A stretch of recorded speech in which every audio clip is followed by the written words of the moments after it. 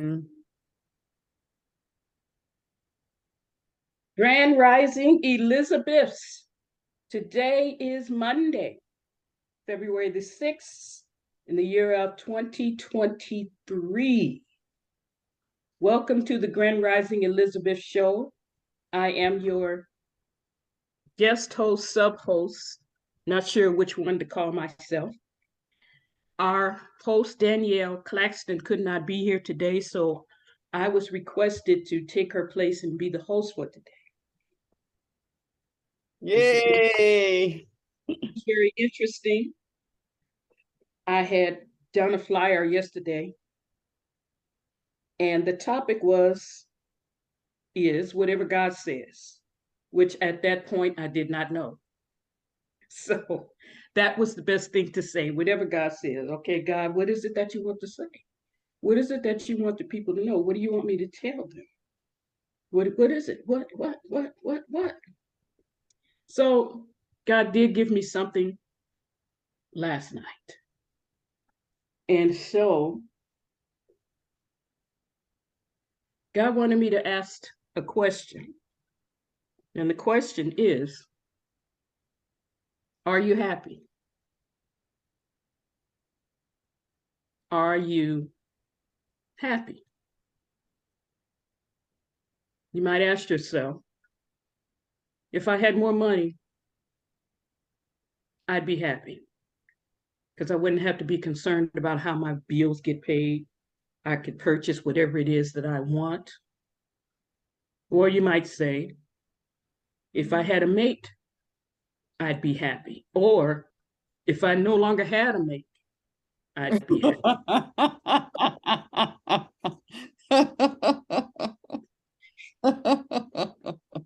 If my grown children would leave home, I'd be happy. If there were no problems in the world, I'd be happy. Are you happy?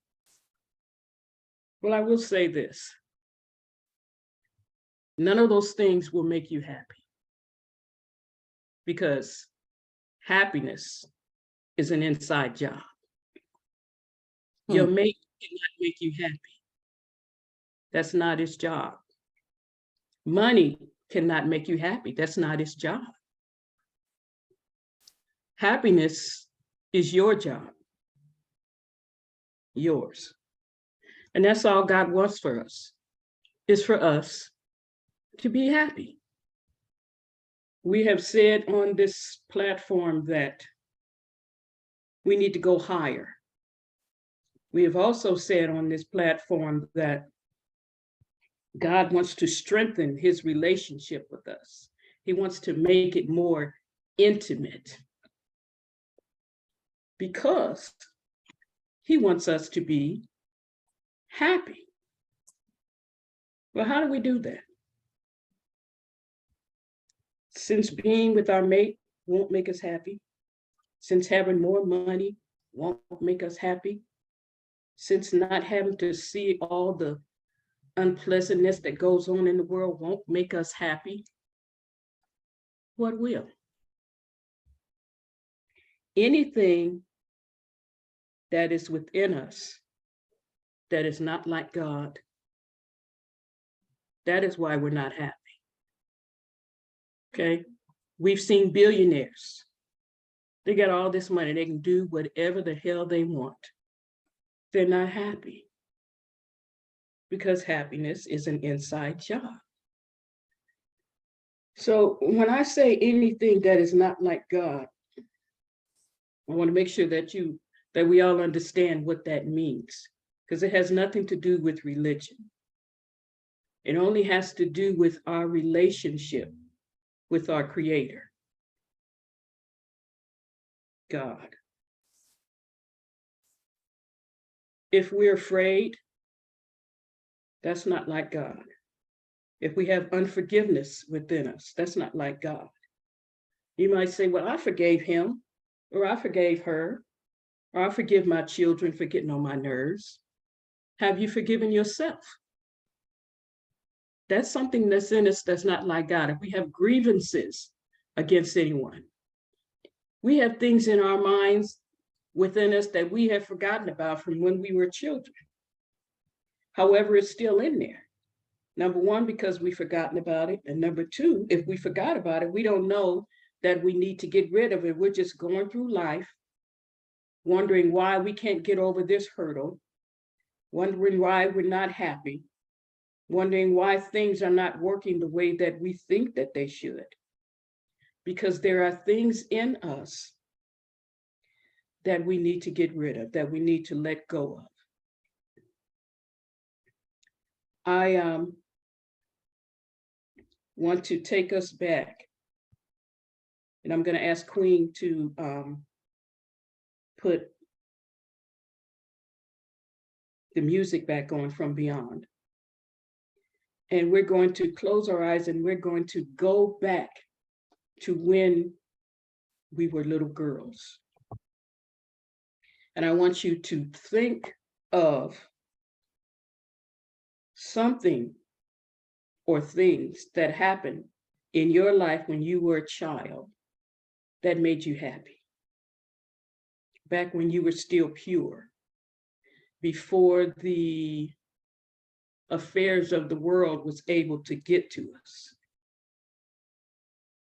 Can we do that? Okay. Queen, could you play some music?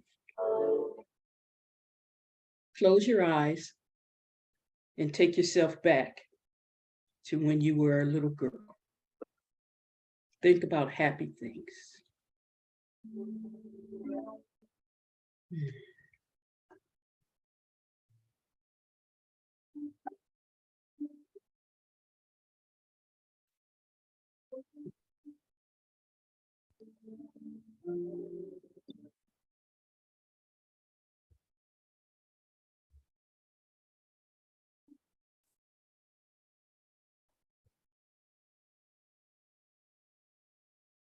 Can't hear it.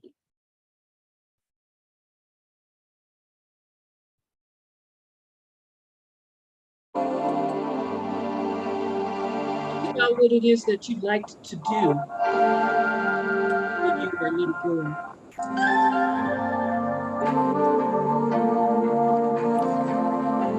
Can you hear it now?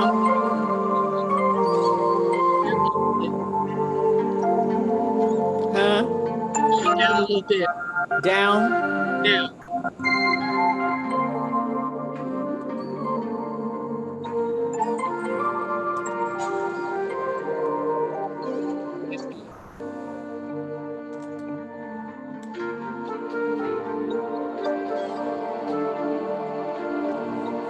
All the things that you love to do, what you wanted to eat,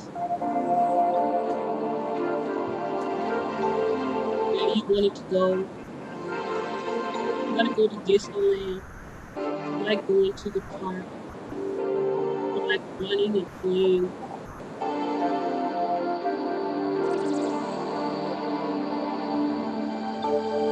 Things that you liked to do when you were little. What made you happy?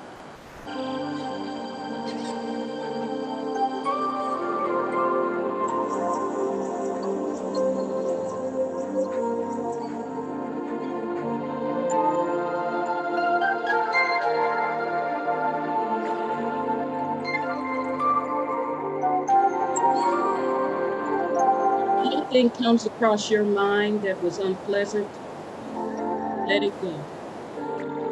Get over it. Let it go. Back to where you were happy.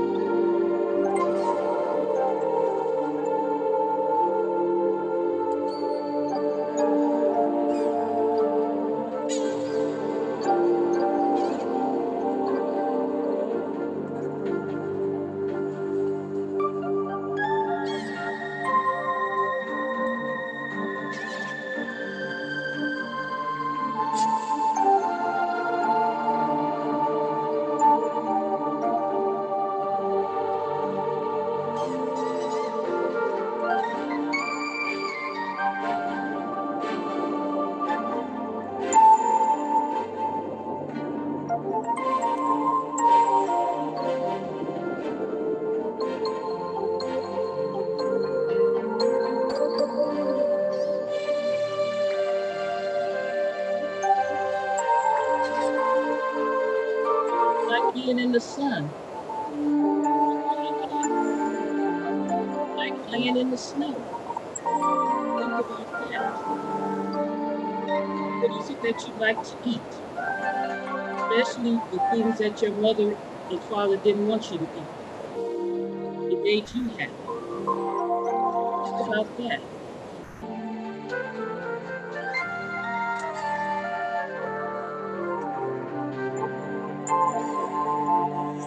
Think about when you had joy, when you didn't have anything to be concerned about or worry about. All you had to do was get up and live and do what you wanted to do.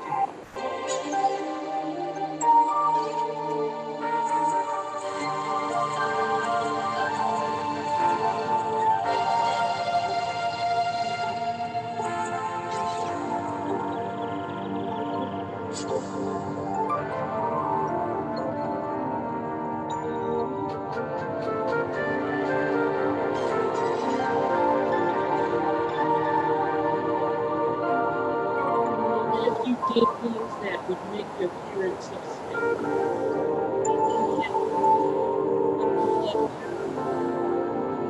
Think about that. Don't think about the getting in trouble part. Think about being happy.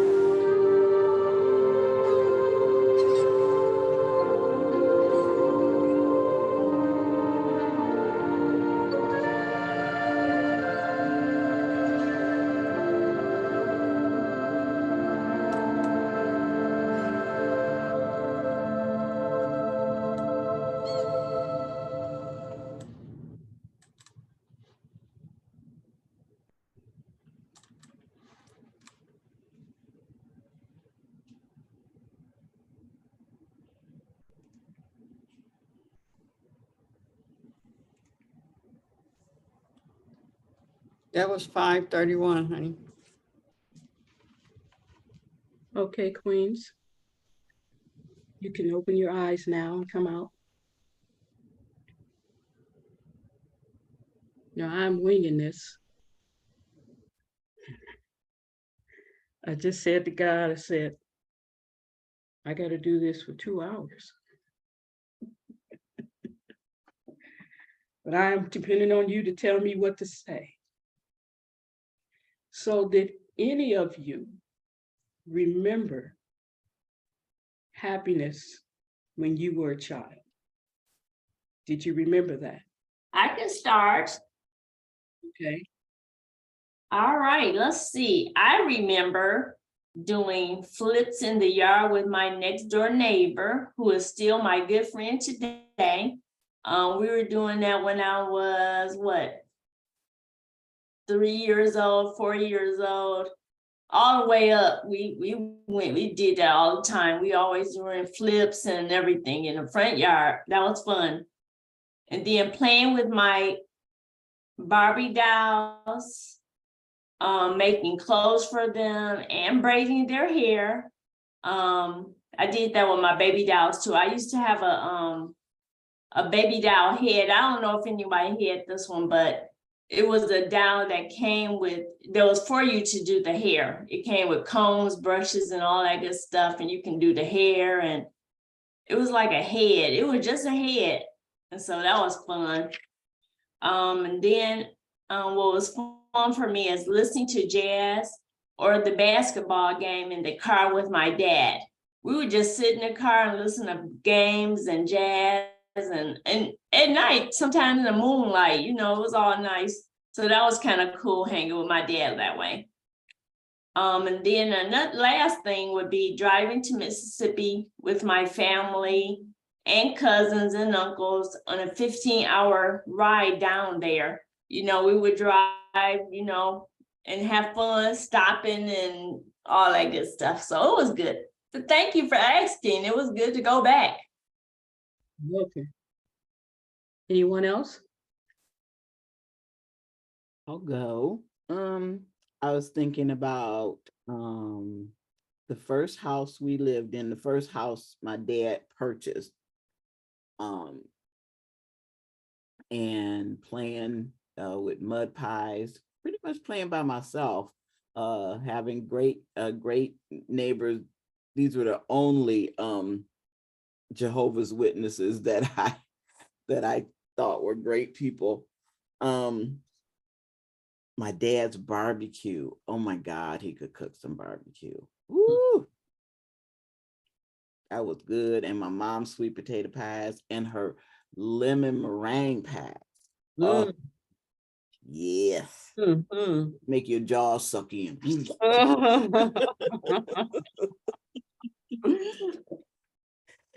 Yeah, and just being really free to be me and be wherever I wanted to be and feeling safe. Yeah. Anyone else? Mama Het? You turned off your camera and you're muted. Come back, mama, come back. Oh, maybe she was saying she had to leave for a minute. Oh, yeah, that's funny. I'm sorry, I'm looking at the chat and Mama had mentioned that the name of the doll head was Christy. That was the name of the doll head. I forgot about that name. Okay. But Okay. that was, she remembered that. Okay, she's doubled up now. She on two boxes. Mama had was sharing. Yeah, I was gonna say something and I hit the button and this my whole self appeared. Oh, don't know what happened. So I would like to talk about the food part first, and cooking for the family was really, really awesome. Let me turn this pot off for a second. Sorry. Speaking of cooking, Yeah, great grandfather would make his own barbecue and barbecue sauce. And so cooking, we always cooked the day before and then we ate the day of, so we didn't have to do work and everything. Or getting up. I think that's why I became a foodie, because of my aunt and her father, my great grandfather and my great aunt, because they were always cooking. Charlotte, I always helped. I'm glad I was the oldest. My brother wasn't interested. I got to clean up all the dishes. When she would bake, I would be the one to clean the bowls. I would clean them first and then I would wash them. yeah, that's right. Making lemon meringue pie. I remember whipping up the whites, the egg whites and sugar, make that fluff. And my great grandfather, he would get up in the middle of the night and make dumplings. And I always got up with him because I knew we were going to eat sardines, dumplings, but they always cooked from scratch. And playing with my friends when I was little, man, it was so many children on our block because we had several grandmothers who had several children, who had who had a few dozen grandchildren. So it was about 65 of us children on that block. Wow. Coming and going. One day I sat and wrote the names down, just playing football, baseball, foursquare, riding our bikes, our big wheels, man, just up and down, ripping and running up and down the street all day long. Then playing in the fruit trees, the neighbors would tell us, don't be bothering my fruit, but if it's hanging in my yard, I'm getting the pears, the peaches, the plums, the cherries, the apples, and just enjoying our family home. We had 3 houses of family on the block. So, we couldn't do nothing. And the neighbors were all a unit. So we couldn't do nothing wrong. So you better be having a good time or you're going to get told on. That's right. That's right. The community of it all. And of course, Barbie dolls. And we always played teacher. My family worked in school, so I always had the teacher's edition. I always got to be the teacher. Right. So Right. we played school 24. I think I was in school 24/7. It's really weird to think about that. But those were my happy times. Cheers. Yes, cheers. Cheers. It's funny you mentioned school, because me and my cousin, we actually played church one time. We had, the preacher, and we did collection. That's crazy. We played church. I said, All right. okay. All right, teacher. I like that one. Yeah, that was one. That's a back down memory lane for me. Woo. Mhm. And the road trips, I can't forget the road trips. That's right. Those Yes. trips were incredible. Those were good times. Okay. Danyelle, we're talking about, the question was asked, are you happy? And then we went back to when we were little girls and thought about things that made us happy. Okay, so you have a Okay. So yeah, am I happy? Yes, but definitely I feel like I was happier being younger because we had so much freedom. It was like, you could be anything. It was encouraged to imagine, which now I realize imagining was visualization. You know what I'm saying? So we got to visualize any scenario and every scenario. I remember climbing trees. I remember for 5 years, I was the baby of the family.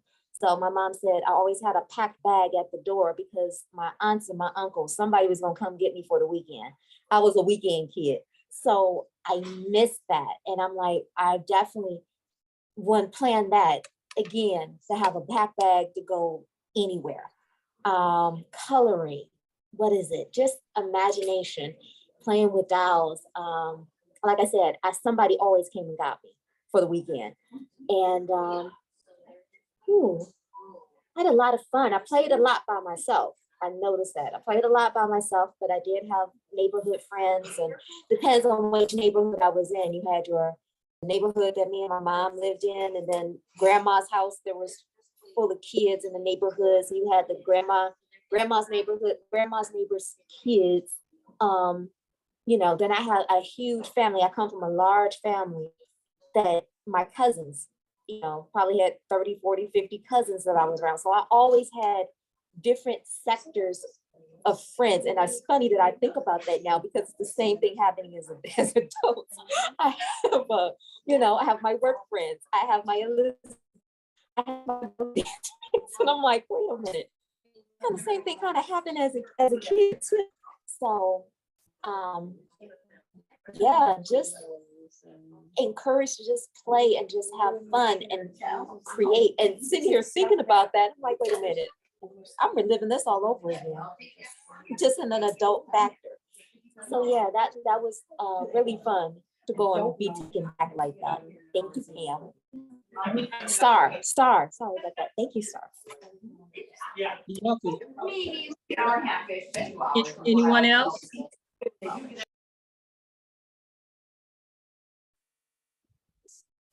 Well, my favorite thing as a child is what I thought about was swinging. I love to swing. And back then you would swing until it got so high and then you would jump off the swing, right? Yeah. Right. Some people were able to go all the way around. Did you do that? You did it? No way. Unmute yourself. We have to have a Yes, conversation. I did that. Oh, Yeah, I didn't do on the it. playground. Oh, Yeah, pump it and then go all the way over them bars. No way. Yep, I should be dead. I know, right? Yeah. The momentum has to be strong. 'Cause you Big gotta make it time. all the way so around. I didn't do it, but I had somebody do it next to me, and she did it so as a momentum going so high that when she did it over and the chain, because we had the chain swings, the chain grabbed on the side of her face. And Oh no. I'm serious. I'm like, I was right next to her when it happened.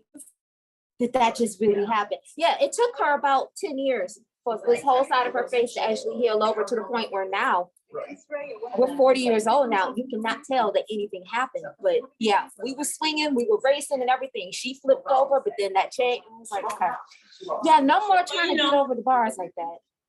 And sometimes they still had concrete, concrete on the feet, on those, under those swings. I'm like, woo. We had some dangerous playgrounds. We had metal slides, okay? We were Right. sliding down metal. Right. Yeah. We were dangerous. Yes. And then this one right here, it would be a hairbrush, but it would be, don't mess with Bill. No, no, no, no. Don't Sing mess it, with yes, sing it to your favorite songs. No, don't mess with Bill. Yep, So always love singing, my have songs. my brush, and that would be my my song. And I liked playing marbles I like playing jacks.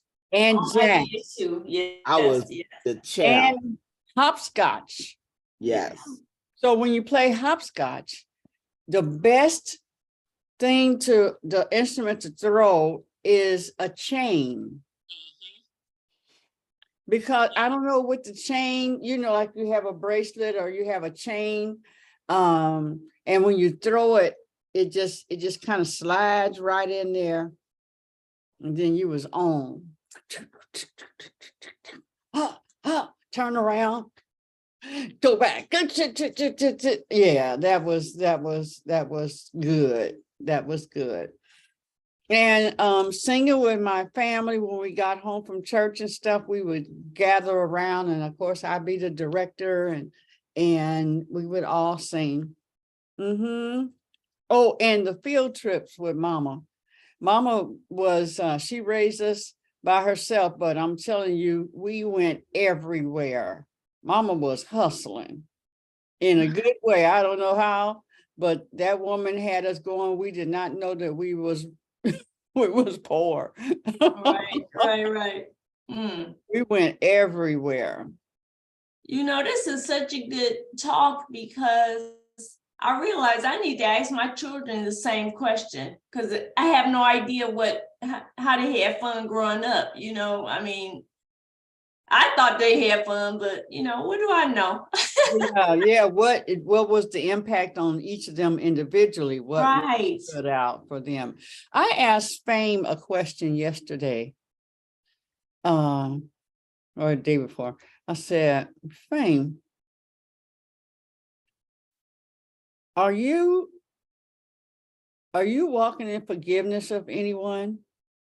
In unforgiveness? He said, nope. And that really is his personality. He does not hold grudges. That was really good. I did a good job. Or God did a good job, and I supported it. Well, the other thing is that Philip is like that too. Once he's done with it, he's done with it. You know, it's not one of them back things. So yeah, finding out but I like playing marbles, and with marbles, you had to find like the real nice one, the pretty one, you know. And then you had the big marble that would bust everything. That was cool. Yeah, I did like that. Their mama always had us playing pickup sticks. I think that was one of her favorite. Yeah. You had to be skilled. You had marbles. yeah, you had to get in there and move that stick without anything else moving. That was good. And the other thing that I miss with Mama when we were little is that she would gather us around and we would go through the Spiegel catalog. Yes. And just pick out everything, you know, and I remember her doing that with the medical, because you remember the encyclopedias. Every home had a set of encyclopedias, and she would take us. She was a nurse, and she would take us to. Hey, baby. She would take us to the anatomy, the parts of the body, and show us everything. We'd all be gathered around and stuff. Yeah, that was fun. Oh, that was neat. And another thing for me on Saturdays, I sat down and looked at my, Frankenstein, the Mummy, Dracula with Bela Lugosi and Christopher Reeves, oh goodness, what were their names? But they were from England, Right. I love them. I love those movies. How about Hercules? Yeah. Yeah, I loved Hercules. And who was that? The Tarzan? Really? And Tarzan. Tarzan. Oh, Never got tan. He was always. and then the paper dolls. I love my paper dolls. Yes. Oh, yeah, that was a yes. fun And thing. changing their clothes and putting that little flipping that little Yes. thing to hold it on the clothes and stuff. And I would design a lot of clothes. Yeah, I had all kinds of designs. I don't know if I wanted to be a fashion designer or something, but I was always drawing and Yes. making clothes. Well, right before we came on, I was looking at a YouTube video. Because paper dolls are in as far as paper crafting and collaging. Yeah. And Tim Holtz, like I said, Tim Holtz had vintage pictures or paper dolls. And for a long time, I didn't see us in there. I didn't see us in the pack, but then went to Joanne one day, one of my first trips out after, during the pandemic or after. And he had Black folks in there. I took all the white folks out. Okay.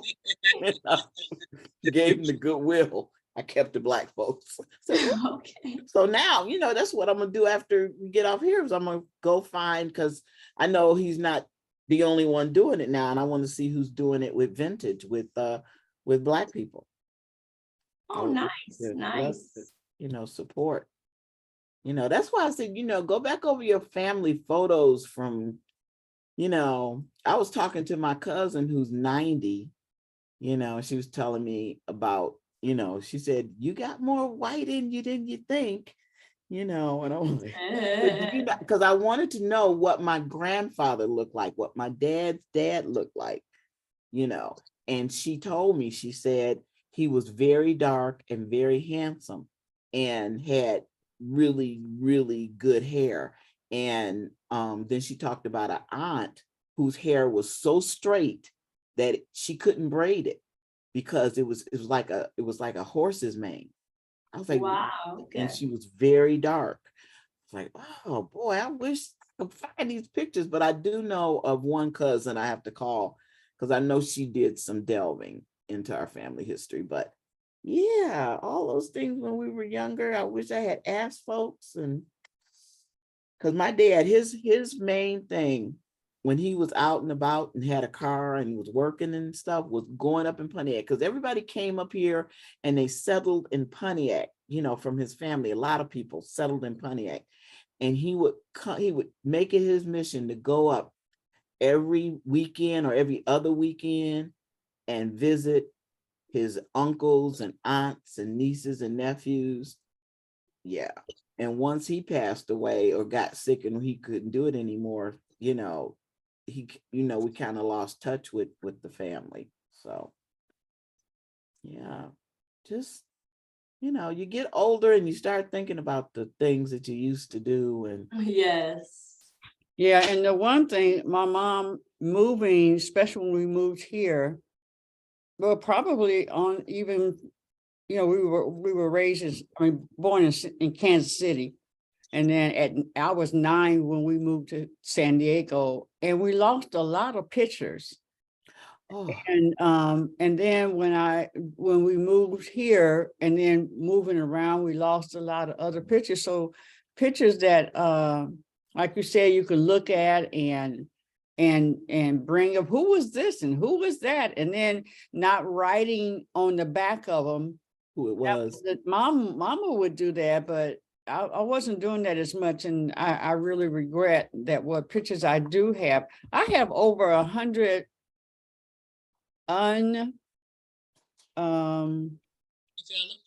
undeveloped pictures. Really? Yeah, they're just I used to take pictures like crazy. And then of course digital came in. Right. So I have that whole box, and when I get rich, I'm sending them all in because I know it's going to be at least $700-800 to get them developed and then sit there and look at them. And then Aunt Florence would steal the pictures, whenever Aunt Florence would come around, we would know. Yeah, I have a sister like that. Hide the pictures. Yeah. Yes. Oh, Queen of Junie, I have a suggestion.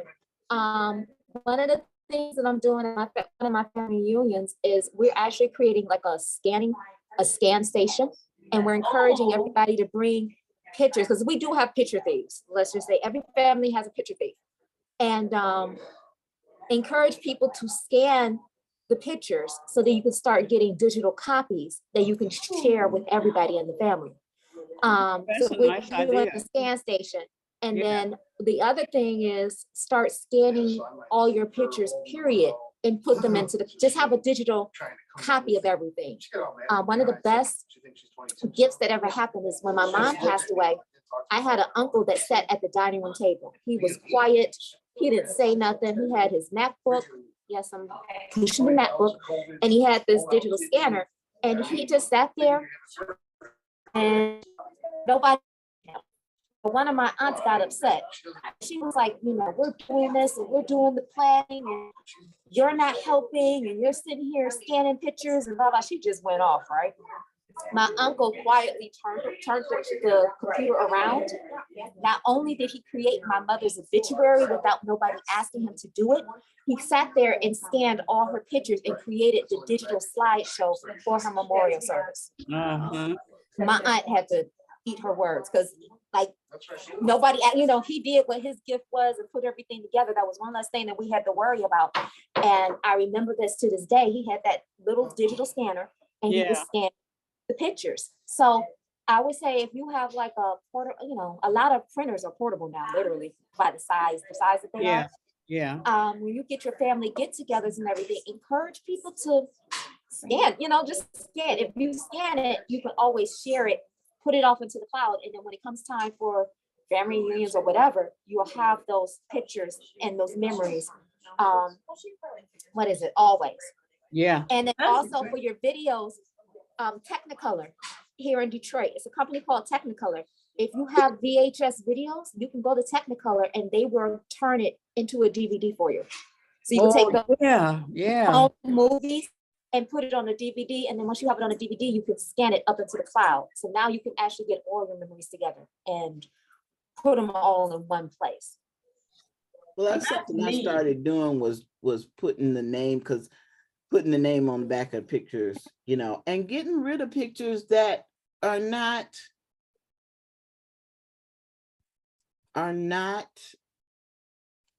important to you.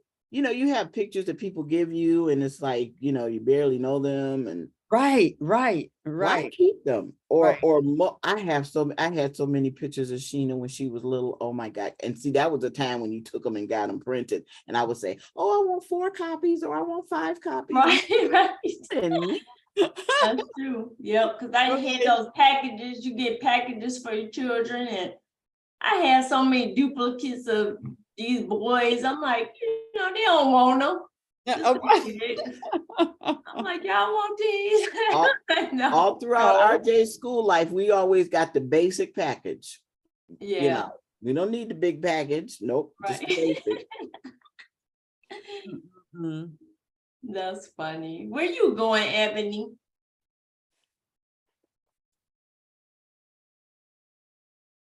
On my way to work. Okay. I'm on my way to work, but I'm just having a tickle moment right now, just thinking about you guys and the happy y'all made my childhood just flash, because one of our happy places is when we used to have we used to get the camera. My mom brought an old camera, so we have so many old videos of us as a children, neighbors in our videos and everything, and we actually still watch them. Like, we haven't watched them in a few years because we can't find a VCR, but we used to watch them. So some of our older children and my older nieces and nephews, they literally remember, like, they really conversate about little flicks they've seen of us or things like that, and just having and making those memories. Or we, like, be sitting around and we'd be like, remember when we had a fashion show and Yes. somebody put the sheet up and somebody used the pillowcase for the hair and stuff like that. And that just flashed about my mind. But when we was meditating on it, I could just think about being at my big mama house. I was in foster care for a moment, and just being at my big mama house and smelling that white diamond perfume, that scent came across my mind. The collection of jewelry and perfume on her dresser, and her letting me play in it. The beautiful tea set. So I had a tea set growing up, and it was beautiful. And I thought it was the most gorgeous thing until I found out it was like a Disney tea set that everybody has. But it was like really my tea set, and just having the moments alone with myself, but then being like blessed enough to still have those moments, because I come from a large family with my siblings. So I have like happy moments of solitude when I'm like walking in the grass, playing in the mud and things like that, and just being alone. But I also have those collective memories of me and my siblings on the playground, the merry-go-round. So I used to love the merry-go-round, y'all. I used to be the pusher and the encourager, because I like pushing really, really fast. And then I like hopping on and letting my feet hang and swing while I'm hanging on the handlebars. But when I pushed, everybody used to be so scared, like, she gonna push us fast. And I used to just like having that encouraging, y'all just hold on. I won't hurt y'all. Y'all won't slide. Just so I could give my satisfaction of swinging my leg on that merry-go-round, and just like not having that feel of gravity. Because sometimes I would let go and it would scare people, but I really like that swing and release thing, and like just going through that fear of those moments. And that was a happy place. And our family vacations, like my mama had this big old, I think it's called a Suburban or something. And all the 7 kids would pile up, because my brother would drive us. My mom would take her break. We would bring our friends along. We don't know where we go end up. She never tell us a destination. Sometimes it started at Belle Isle. Sometimes it end up at Coastside. Like, it's called Coastside now, but it was called something else back in the day. In Ohio. It was just I had a lot of happy memories just popped up, and I'm just like, and listening to you guys, I'm like, yeah, and the paper dolls too. It's like, and another thing. Right. Thanks for sharing that. And then the excitement when you know you're about to go see your cousins.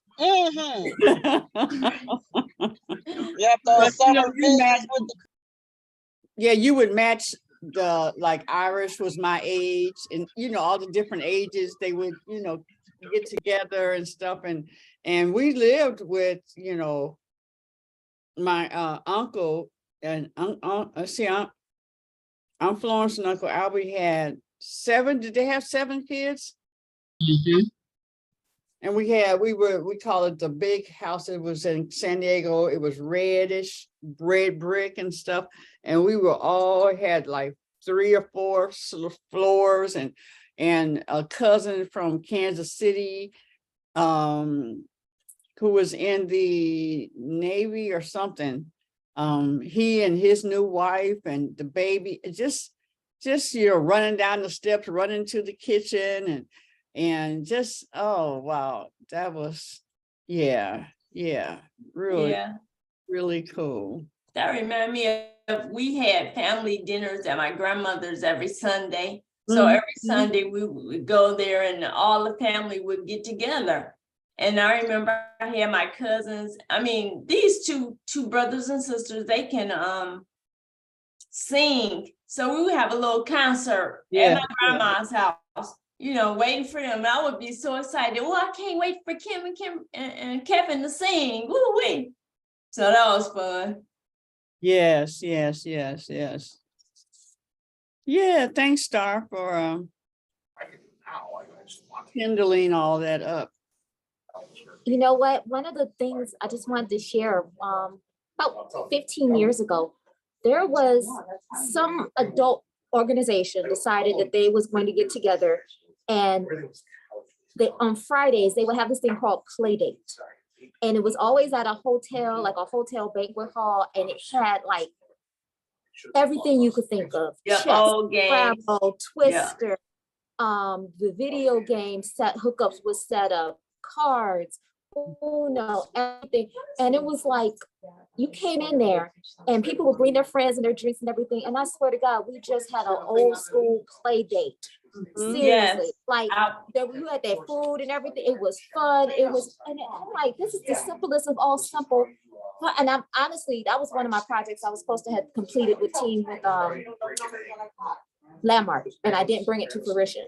But I would love to bring a play date together. Like once a month, we actually get together and we just play, just have some, we can add the coloring books, the mindful coloring. If you just want to color, you can color. If you bring, interact that inner child. Yeah. That brought so much balance to the rigmarole and everything that's, that's going on, to just sit there for a couple of hours and play Twister and have no, means about acting silly and being kids and being joyful and everything. So I definitely want, as Elizabeth, I would love to do something like that so that we can just get our inner child, just have some fun and just play. Yeah, Danielle, I went to those at least multiple times, and it was awesome. I would always bring new friends that I meet. I was like, oh, you can come to our game night with me, and they were like, come on, okay, and they would come and have so much fun. So if you want to do that, I'm with you. I can help you with that, Yeah, I think that's wonderful. That's one on my to-do list. So that's just, we're all in sync. Is you call it play date, so we'll go with that word, play date, because children, I mean, nowadays their playing is the thumbs. Right. Exactly. Yeah. And so the interaction is not there. And I always thought it would be nice to have something where the old games, play the old games. Yes. Yeah, playing Uno and like physically, I was really good with tetherball. What was that, Keisha? Monopoly.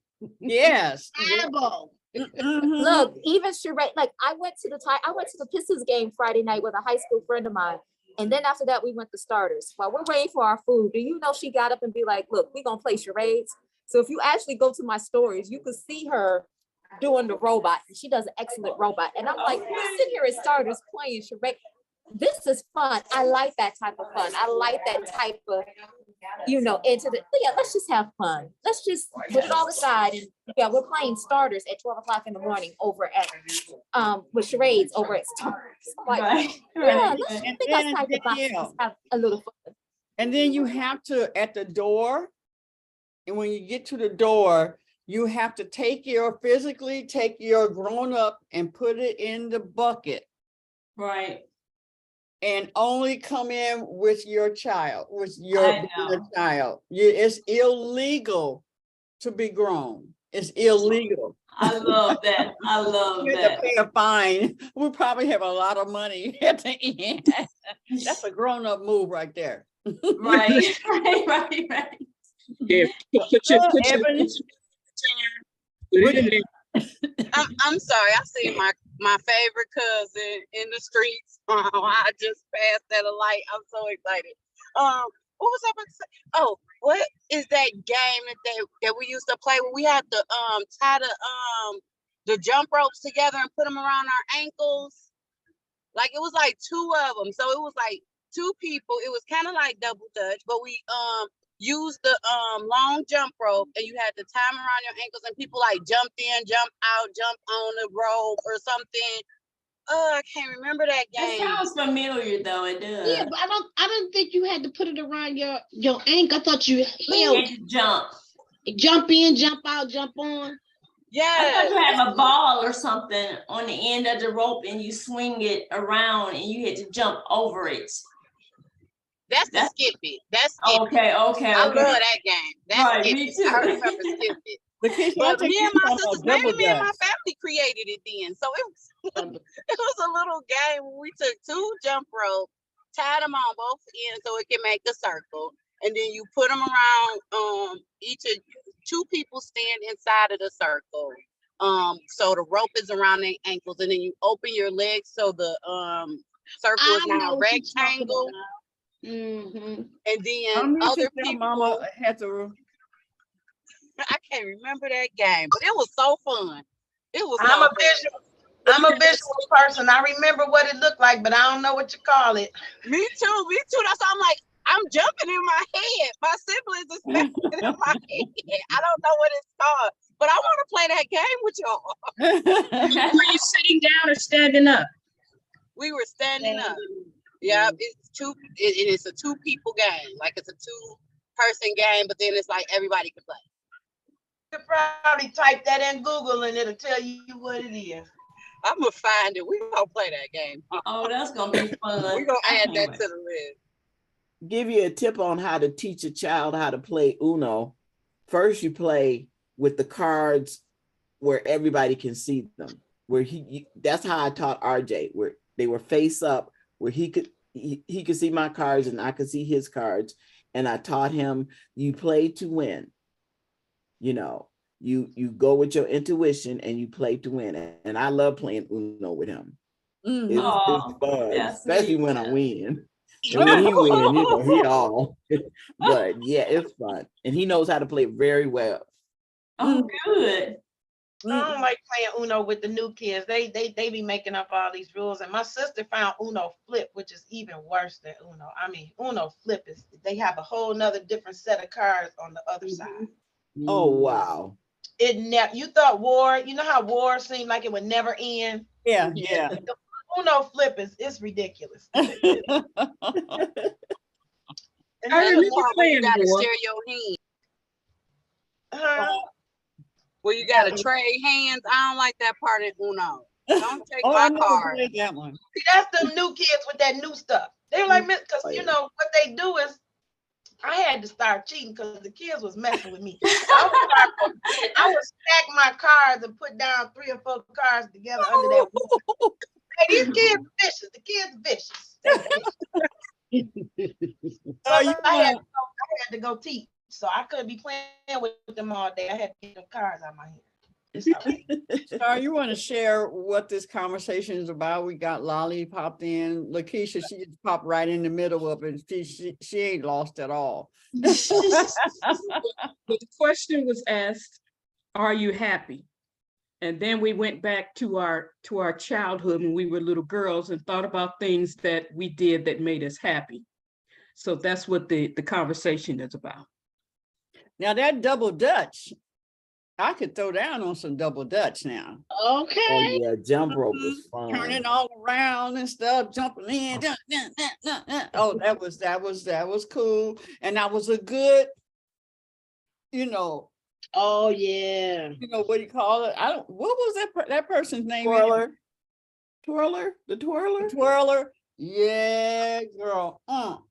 That and hopscotch. Yes. I'm gonna get you on that hopscotch. Yes. Square, I like that dodgeball. Mhm. Y'all remember Jax? Oh, yeah. Yes. I'm gonna tell you, I have a pair of 2 pairs actually of Jackson, and I would take them to the club with me, and when I had to, while Philip was breaking stuff down, I'd be at one of the tables playing jacks at the club. But my mama would kick your butt in some jacks.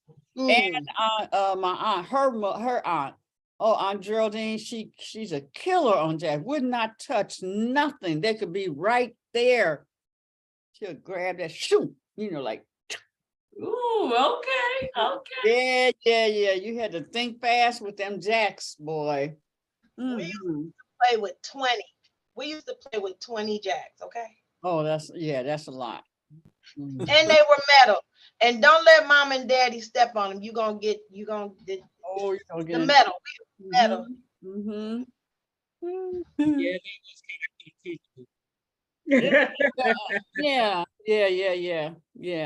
The metal had a particular feel to it. Those little plastic ones. Yeah, I don't like It that. wasn't the same. Yeah, it was. And the size was important. You know, the size so that you can pick them all up. Exactly, yep. That's Pick them up, do that double thing. I'm on my twos. I'm on my sevens. The other person is like, dang, because you couldn't say damn. No, you can't. Dang. My friend Diane, she had big hands. I think that's why we played with 20 plus. She wouldn't get out until she got to her 14. So we just sitting there waiting. We just Right, waiting. right. Right. You be praying the whole time your turn. Please let me get past my fives. I just let me get past. Right. That's good. We had such fun. Such fun. And creating games. Just creating something to do. Exactly. Mm-hmm. And that's what being away from all this technology will do for you. You know, when you only get outside and whatever's around the house to play with, you know, okay, we'll figure out something. Mm-hmm. That's why I can never say I've been bored.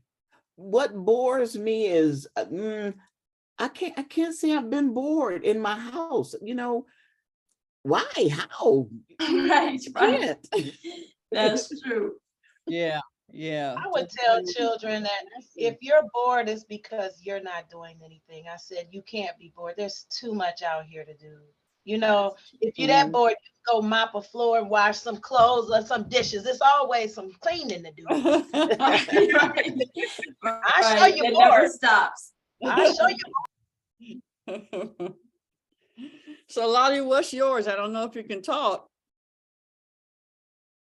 I mean, she's almost still a little girl. Oh, that's sweet. I'm over here driving. What's my what? Your What's the little question? girl, what did you love to do? Play and stuff. What was your happy times as a little girl? Oh, when I was a little girl, I guess I loved to sing and play music and run around and like imagine. So like I think one of my favorite things is I used to pretend that there was like a club in my closet. Yes. And I would just go hide in the closet and have a party. I hope you had a big closet. It was decent. I just know I had some of my mama's old record players in there, and I wasn't allowed to open it, but I just pretended it just was all happening. So it was lit. Mm-hmm. It was the closet juke joint. Yup. You couldn't tell me it wasn't a party in there. I knew that somehow, some way, there was a secret passage that I couldn't figure out yet. But Oh wow, made it a whole adventure there. Yes. Somebody had mentioned about their the perfume and stuff. My mom, that was before, no, actually, yeah, my mom would she had a dresser, she had the full bedroom set, and she would have all kinds of stuff on her dresser. And she would let me just go to the dresser and just smell this and put this on and go. She had those old-fashioned jewelry boxes. Yeah. And that dance when you open it up and it would dance around and stuff, the little ballerina, and then go in, and I was able to just do it. And then I could walk in her shoes and stuff. Oh yeah, that was some good memories. Yep. I could just walk in her shoes and just be a grown little girl. Aw.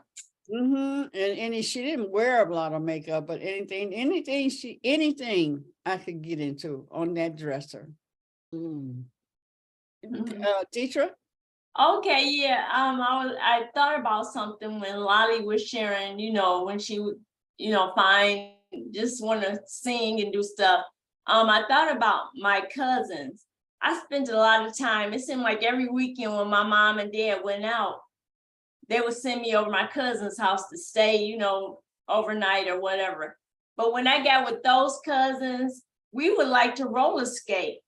And so their basement was clear, you know, so we can roller skate down there. We put on music and have old jams and roller skating over everything.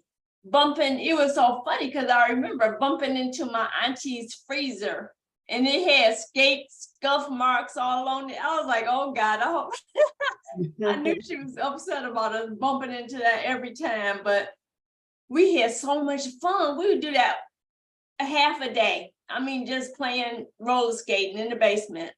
It was fun. Yeah, yeah, yeah. Back in the day, that was when your parents can depend on kids going outside and playing. Yeah. Just going out, playing, creating something, just having fun. Nowadays, not so much.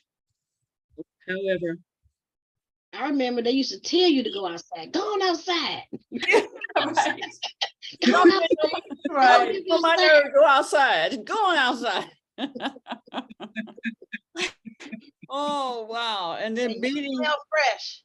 You smell fresh. Yeah. But then with that-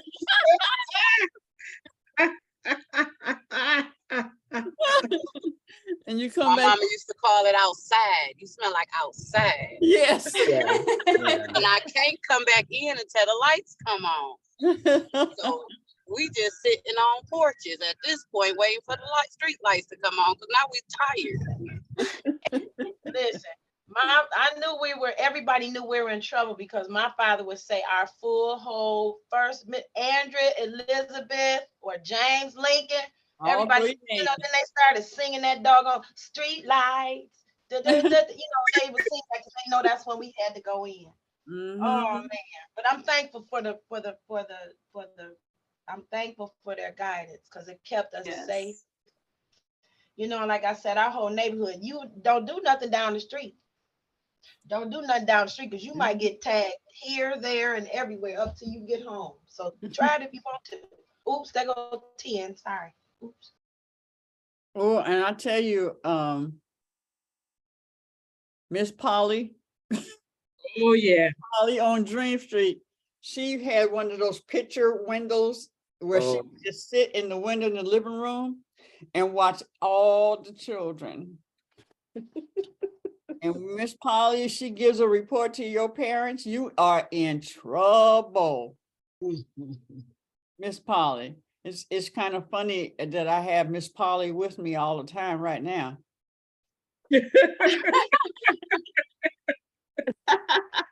Oh, that's funny. And when we would get in trouble, and we would be getting a whooping, you didn't want your parents to talk. They would only remind themselves of why you getting it. And it seems like they would get this strength.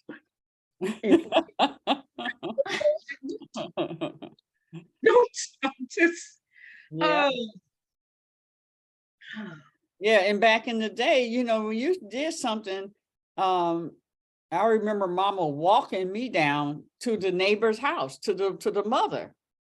It wasn't about, no, you don't tell my kids this, you don't because Mama would walk us down to the parent and the other side. And we're going to discuss this and we're going to get it cleared. And if you had to get another whooping when you got back to oh gosh. But it really was neighborhood back then. Yes, it really was. That's right. Accountability. Teach you accountability. Yeah. You don't tell my kid. Well, not back then. Everybody raised your children. Everybody. That's right. My mother told my teachers, if she cut up, you take care of her. She told all my teachers that. I was like, what? My teachers were, what do you call it? They were allies. Yes. Right. That's right. You know, I know your mother. I have to say, going to a small Black Christian private school, the teachers literally became like second mothers just on GP. And so it's like if you got out of line and they had to send no, like my mother became really good friends with my teachers at the Christian private school. And like I said, getting what is it? Disciplined by them was like getting disciplined by your mom. And if you know you got disciplined by the teachers at school, you knew you was gonna get disciplined at home. So you had a double dose of discipline going on. I have to say this. I'm one of the few people that still are friends. I'm friends to this day with my elementary and middle school teachers. Like I have one of them, I can call her up and be like, Miss Collins, we need to talk. And we get to talking because she's like that second mother. So I have to say, I'm really proud that, I went to the school that I went to. And I have those because they would do the extra mothering, like making sure that you had the proper slippage underneath your uniforms. Although to this day, I still do not agree of wearing black underwear under white shirts. That don't make no sense to me. I'm just saying. But we had some old school people that would be like, you need to make sure you got a slip. You need to make sure it wasn't just the tutelage and the devotion that we got. We actually got some life skills, period, to make sure that they made sure that we were young men and young women. And like I said, to this day, I still got teachers on speed dial. Hey, how you doing, Miss So-and-so? I just have to jump that in there. That's all. Hey, whatever happened to the slips? They were made by men to cause hell for women. That's what I think. They were made by men. And don't get no cheap one either, because it's going to be up on your neck. It don't matter. Now, I was mad at slips until I went to church one day. And the lady came out. She stepped out from the pew and her skirt fell. I guess she had loosened her skirt while she was sitting. And that skirt fell off. That slip stayed right there. She pulled that skirt up and kept on going. I said, maybe I need to wear one now, but that was the only time I liked them. But I couldn't I mean, they were good for warmth, the extra layer of warmth, but slips got on my nerves. My nerves. And I ain't wearing no skirt. In the summertime, like I said, slips and pantyhose got on my nerves in the summertime. I didn't understand the need for them. And I lived in a generational house where my grandma lived with us. My grandma had asthma, okay? This woman would stuff herself in a bra, a girdle, a slip, her clothing, a hat. By the time she came home in 90-degree weather, she couldn't breathe because she had too much clothing. I didn't understand it. I'm like, I'm not living my life like this. And then a lot of my clothing was already lined. So I didn't understand, if I have a lining in a dress, why do I need to wear another slip if it's already locked? Yeah, we had many conversations going on in my household, being multi-generational, because my grandma was oh, sorry. And I gotta go. Okay. Right. So I'll tell you, the woman who broke some traditions was Michelle Obama. When she came on and didn't have stockings on, that they made such a big, good, I don't know whose show she was on, but they talked about that she did not wear stockings, because that was, of course, taboo, especially on her level. No stockings. We got color. We don't need no stockings on. When you got legs that look like hers. Yeah. She wasn't going sleeveless by nobody. Yep. Sleeve with them badass arms. Yes. But she couldn't do anything. They wouldn't let her do nothing. She couldn't do nothing, and she was wrong for everything. For breathing, she was wrong. And yeah, that's a powerful sister right there. They dog you out for killing a fly. Now you just looking for stuff. I'll tell you a good interview to watch is Oprah interviewing Viola. Have any of y'all seen that? We didn't watch that. No. We watched that the was other. about this is about her life. Okay. And the book that she wrote, and her life was pretty something else, you know. So if you ever, you know, pull it up, I'm sure it's online. So I'm sure I ran into it on YouTube or something. But Viola Davis and Oprah, and the stuff that she went through growing up. Oprah had to say, you know, I mean, they literally had so many bugs and rats and stuff that they would just phenomenal, you know, what she had to go through mentally, being attacked, called ugly, black,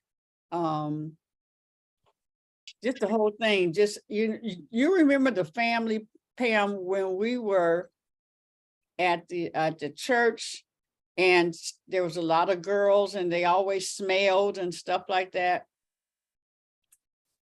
I think I do remember them. Sometimes a couple of them would come over to the house and stuff, you know, after church, they would come over our house. Anyway, they were like them. She said they didn't have the water. I mean, when she breaks it down, it was like, wow. Yeah. They didn't have water to wash. And you know, just what she went through to be who she is, and why she is who she is, and the hurdles and stuff that she had to go through. Yeah. So that was Mary J. Blige. That's a good one. Mhm. When they can tell it from their own mouth, those are the ones that I value. Yeah. I mean, you know, when we're little, we don't know why, you know, things are as they are. You know, you tease each other and mock each other, but you don't know what people are going through. I remember some of the babies used to come to school with their uniforms untidy, and I was like, listen, maybe you don't know how to wash a machine or whatever. I said, but if you now see, I didn't know if they had water, so that was another assumption. But if you have water, you could wash that shirt out in the sink. You ain't got to wait for, you know, I've seen children where the stepmother has gotten with this man and he has his daughter, and then they have their daughter. They got his daughter with another woman look like, you know how they would treat Cinderella, and the other child got her hair done and clothes all nice, and the other girl looks totally tattered. That would bother my soul, but I can't get involved. I can't say nothing. You know what? I've seen that. I remember being out shopping with a friend of mine, a male friend of mine, and we standing in line, and the mother comes in with two daughters, and one daughter's hair is completely done. The other one is not. She's on the phone talking about which baby daddy is paying for what, this, that, and the other. But it was like, how do you treat two different, your children like that? One is kept up and one is not, based upon which daddy is paying for what. I was so hurt and offended, but like you said, I can't jump into that. It's none of my business, but it's just, how do you sit there and do that? I don't understand that. I mean, blatant, you know, it's just really blatant how they, you know, do it. And if you love somebody, if you supposed, why would you, I don't know. That's not something I could comprehend. If I could, I probably would be a person that did that didn't sit well with me. Mm-hmm. And then you expect your child to respect you when they grow up and realize what you were doing, they will be gone. They will be gone. They're not dealing with you. That you could treat another human like that. I believe we live in a different generation for women. Like women are not always women like it used to be.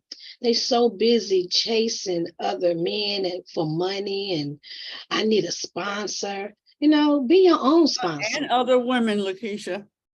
Yeah.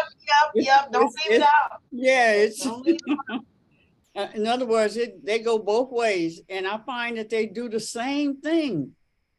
Go ahead, baby. I'm sorry. I just wanted to throw in that mixed Need a sponsor. I need a sugar daddy. I mean, you know, it just bothers me so much. Or they get so angry because he couldn't provide do something from them that they can't even do for themselves. I'm like, you mad at him because he can't do this for you and you can't even do it for yourself. Like the mindset that we have, a lot of them don't even know how to cook. You know how many women I don't even know how to cook? I'm like, what is going on? You know, quit chasing these men for money, especially these young girls, because that is not, it is more to a relationship than that money. That money, they think because he bought me this and he got money, he bought me that, he can afford to buy you this and buy these other young ladies the same thing, and it don't mean nothing, you know? The poom poom don't last always. And somebody better poom poom gonna come along better than your poom poom. But you know what was really foul is that I've talked to now I'm talking amongst women, and I hear women saying, "Oh yeah, I need a man so he can take my trash out." I'm like, so you leave your trash stuck in your house till some man comes to, and you want somebody to be in a relationship with you, and you just want them to come and do this one thing for you to take your trash out? You made the shit. You can't throw it out. I think it's the assumption of what, okay. So it's all about men being providers. So let's go to the gist of it. A lot of women have a misconception as to what a provider is. A provider is someone that's there to help out. In my opinion, you guys are working together and they help out. The man wants to assume the role of provider and actually provide everything for you. Then that's something totally different. But a lot of women nowadays only see what their perception of relationships based upon what their mothers did back in the day. You have to realize we have a lot of younger mother type generation situationships going on here. They think that a man is supposed to buy you gifts and buying you gifts and flying you out and vacations. That's a point of providership, and it's not. I mean, that's nice if he can afford that. He wants to do that for you. That's nice. And you didn't even, what about you didn't even talk to him about that. You didn't even right. discuss that's what you want. It's like it's a lot deeper than that, and it's like, women are using men for clout. I mean, that's where you have the whole BBL situation coming in. Fix your body enough to try to attract a baller to take care of you. And now I'm seeing a rise of these women spending tens of thousands of dollars on these bodies to attract these rich men, and they're not getting into marriage relationships. They are getting knocked up. So you just spent $10,000, $20,000 on your body to get pregnant again. I don't understand. That's $10,000-$20,000 that could have been invested. You could have brought a business with that. You could have did something totally different than to sit here. It's just crazy. It's wild. It's crazy. And they're not gonna do like right now. My partner is being prepped for surgery right now. I am the caregiver today for him. You know what I'm saying? I am doing what I'm doing to make sure you're taken care of, because honest talk, he's a good provider. So I'm like, you know what? We gonna shift some schedules around. We gonna sit here and do what we gotta do, and we gonna make it happen. I'm taking care of you. But a lot of women are not like that. They're like, oh, you down? Okay, call me back when you get back up. Right. And it's like, you're not doing your role. It's a whole different conversation here. But it is sickening to see women use men just for the fancy and the clout, but you're not there for the real stuff, the dirty stuff. Right. You know what I'm saying? But what is it? For better, for worse? Right. Good or bad? It's like, wait a minute. That's not how this works. That's how none of this works. That's why I respected Kevin Samuels so much. A lot of people talk crap about him, but as I sat and watched the women that would come in, when they were disrespectful to him, he would let them have it. You're going to come in his space. Yeah. You know how he is. Not only that, but how was that, Mama Head? Who is that? He was a relationship. He was a relationship coach. He was a man that talked about high value men, and he had a show where women would come on and they would be like, well, I'm divorced with 4 kids, but I want a man, I'm 300 pounds, but I want a man that, makes $100,000. And you sit there and tell him, do you look like Beyonce? Because if you don't look like Beyonce, how do you expect a man who take care of himself and who's already making $100,000 a year right now want to come and, take care of you? Like he really put women in their place. Like It It was was not, like, it was, and he makes What was his name? What was his name? Kevin Samuels. He Kevin, passed I'm sure away. his things were still, and Yeah. they were vicious when he died. They were nasty to him. But see, what he opened the door. Do you remember when Cosby called out mamas about their sons? He was kind of like that. But a lot of times the women, like I said, he would tell it like a TIS. He was like, you want to have a relationship. He said, what guidance, what role model did you see to know how to be a wife to a husband when your mama was out there tricking? These women wasn't trying to be wives. It was one girl that got up there. She was like, she's on unemployment. She got her nails done, but she's on unemployment. But she looking for a man that makes over $100,000 to sit here and be Prince Charming to her and take care of her. And he was like, what man's gonna sit there and do that? Like, that ain't gonna, he was really blunt about the expectations that women had. Really blunt. And like I said, I appreciate him for his bluntness, and he lived his truth too. Yeah, I'm gonna say he did live his truth. He died being with a younger woman, a younger pretty woman at that. But he spoke his truth. He lived his truth. I'm like, hey, you know what? I ain't mad at you because you.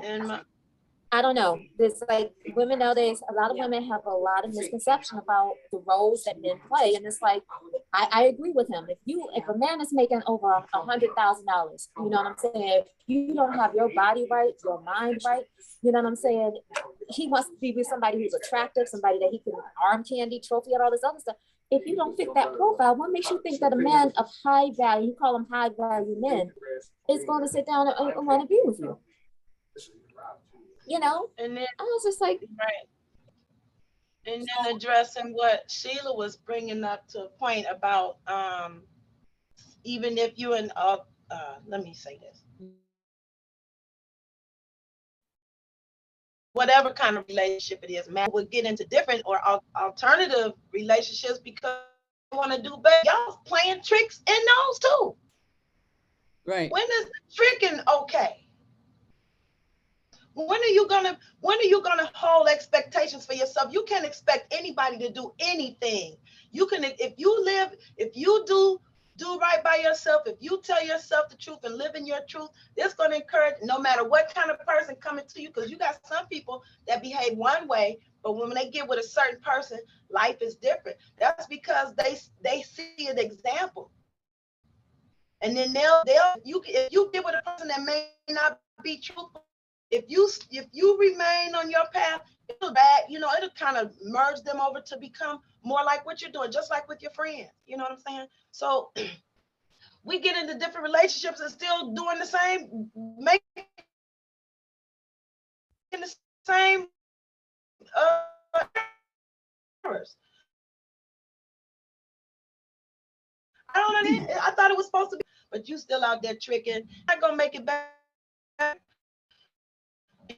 And you can't hold expectations higher than you hold ones for yourself, because nobody's gonna think like you. We get in a lot of trouble because we think people should think like us. They don't have your experience yet. They're not gonna think like you. Just like with me, I may share a lot of things on my page. I used to only share stuff. I didn't even have pictures up that much when I first got on Facebook. And then I'm sharing things of my friends. I'm thinking, do they share my stuff? Are these people putting my stuff on their page?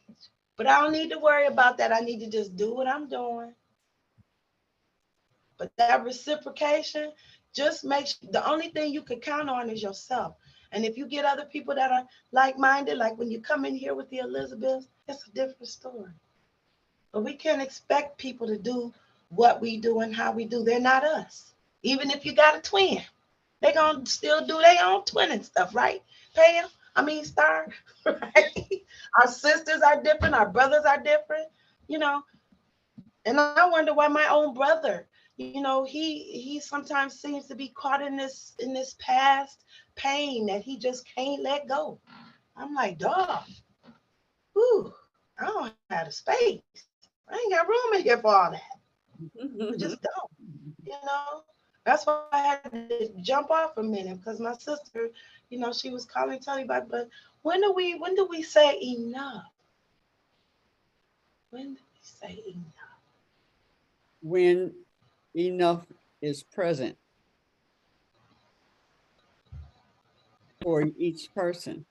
I wanted to say that as a baby boomer, I stand to take responsibility for a lot of young ladies not knowing how to cook. If they don't know how to cook, it was not taught.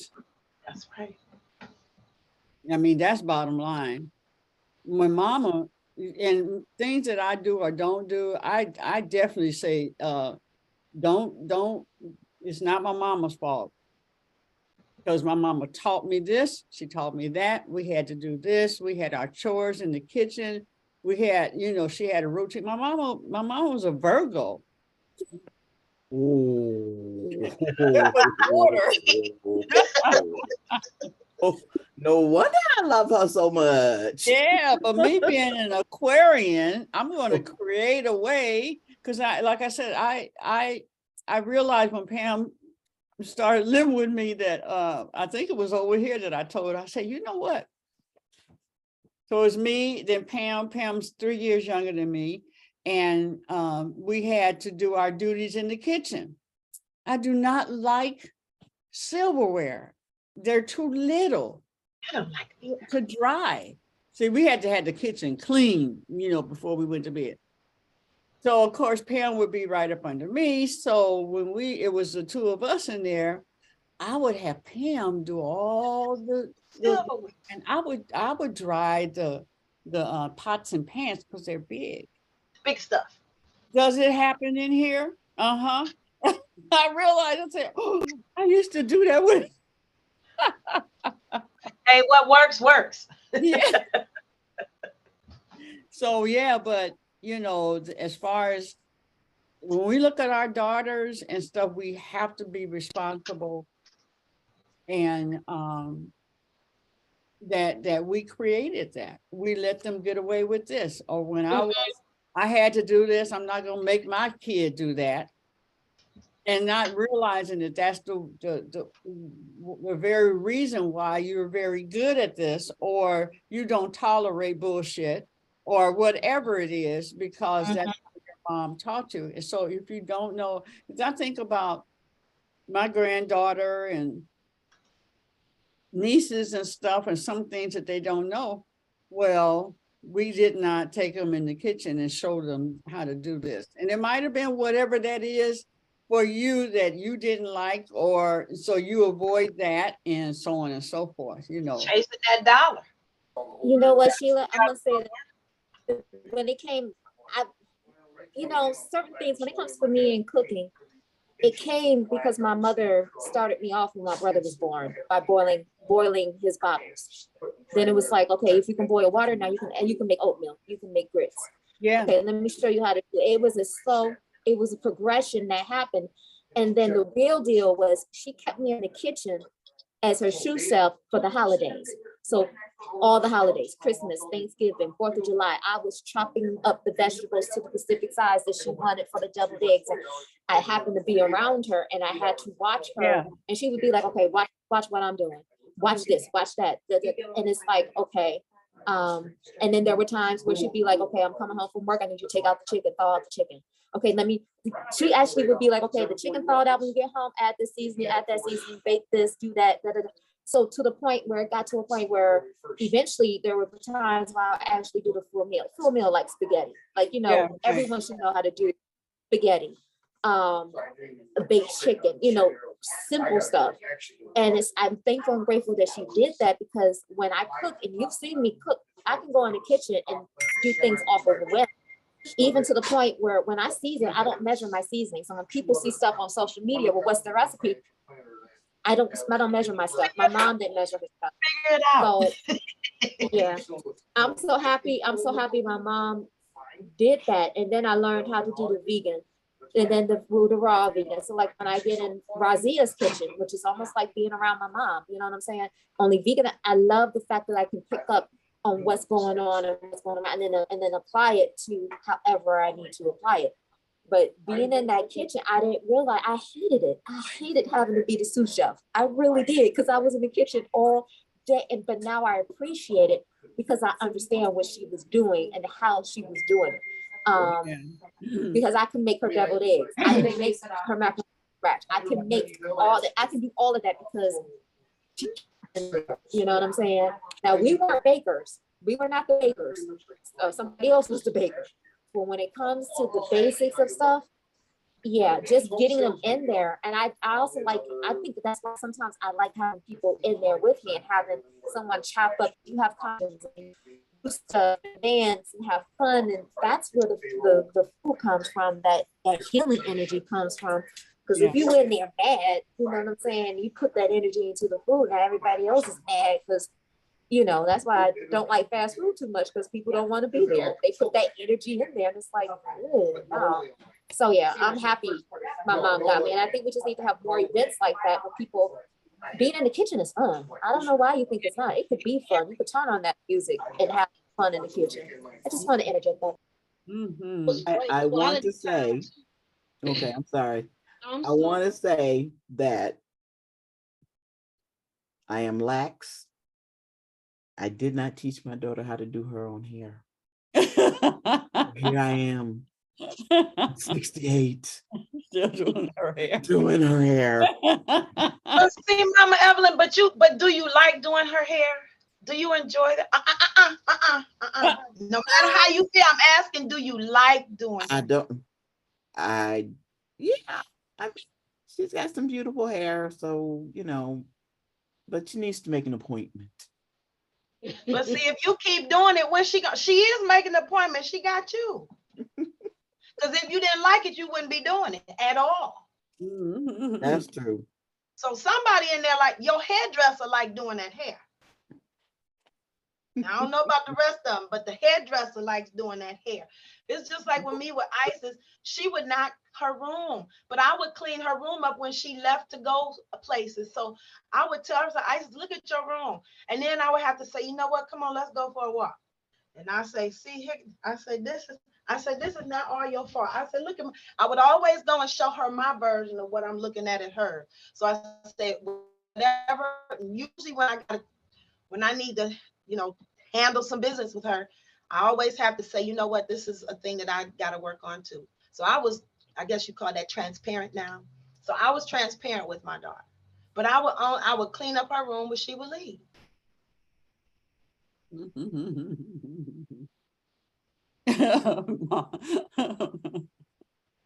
I have to say that I can't chew all that. I just, because my husband will not go to a barber because he likes the way you You know, we spoil them. And Fame did not until he got, I guess in high school, he didn't want to go to a barber. He wanted me to do his hair. And I was always trying to get them, and then they come right back to,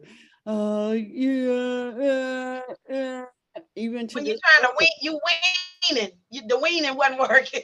And he went on a cruise, and when he went on a whole month tour with this band, his hair, he had to go to the barbershop. So I'm like, good, he's being weaned. So when he comes back, go to the barbershop. He went one time.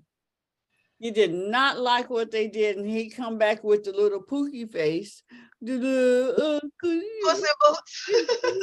Not gonna leave me just out there. So it ain't about, Mama Head. I'm with you, Evelyn.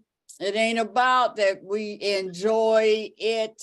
It's just that we love them and we spoiled them, and we won't force them to go somewhere else, although we really would like not to have to do it and enjoy whatever someone else is creating on their doggone head. Yeah. I had my husband is very tender-headed, especially when you get around here. And when I would do his locks, it would be the worst relationship between us ever. Okay, wait a minute, maybe one other thing was a little bit more, but it's close to that, right? And then he would be, and then he would act like I'm the one hurting, like I intentionally want to hurt him.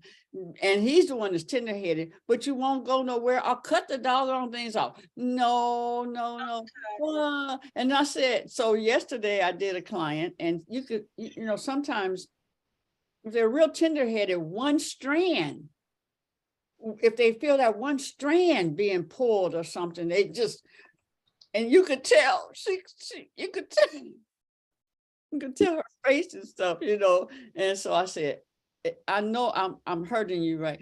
But it's okay, because one strand, but all overhead. I told her, I said, my husband was very tender-headed around here, and it would be almost, I'm like almost wanting to fight. I wanted to hit him and stuff. But I said, and I had to go through that with him. And I said, baby, this is not a good bonding time for us.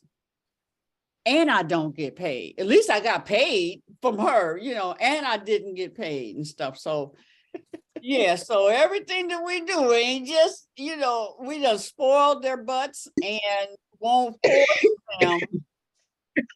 And we go through our, I could be doing something else and all that kind of stuff. But Mama had, at that time, it is just, we spoiled them, and it's the love.